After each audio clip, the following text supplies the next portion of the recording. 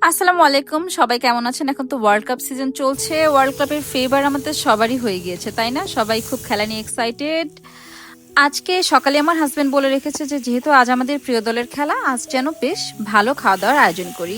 তো ভাবলাম আজ কি বানানো যায়। তখন মনে হলো আমার ফ্রিজে তো ল্যাম্প শোল্ডার আছে, মানে ল্যাম্পের শোল্ডারের পার্টটা। তো আমি ওগুলোকে খুব ভালো মশলাটা দিয়ে বাটার দিয়ে মেরিনেট করে রেখেছিলাম।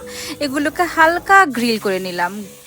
গ্রিল করাতে এগুলোতে বেশ সুন্দর একটা ফ্লেভার অ্যাড হয়েছে। আর আরেকটা প্যানে বাটার দিয়ে তাতে পেঁয়াজ, বাদাম, আদা, রসুন, শুকনো মরিচ বাটা, সাথে একটু টক দই আর গরম পানি দিয়ে মশলাটা খুব ভালো করে কষিয়ে নিলাম।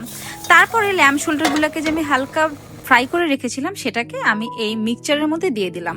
আর এটা থেকে যে জুসটা বের হয়েছে সেটাও দিলাম, আর সাথে একটু পেঁয়াজ বেরেস্তা দিলাম। বিলিভ করবেন না, এত সুন্দর ঘ্রাণ বের হয়েছিল, মানে আমার মনে হচ্ছিল আমি তখনই খেয়ে ফেলি, এত চমৎকার।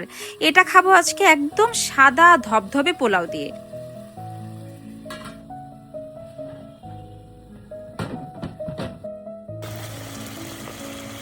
কি চমৎকার একটা কালার এসেছে, তাই না? কারণ আমি এটার মধ্যে টক দই আর বাদাম বাটা দিয়েছিলাম। আজকে এই ল্যাম্প শোল্ডারটা খাবো হচ্ছে ধবধবে সাদা পোলাও দিয়ে। এগুলো এক একটার ওজন কিন্তু অনেক, সো এটা খুব হালকা আছে। অনেকক্ষণ সময় ধরে আমি রান্না করেছি। দুজনের জন্য 2 প্লেট সাজিয়ে নিলাম। কালারটা দেখেই তো বোঝা যাচ্ছে, তাই না? এটা কত মজার হয়েছে।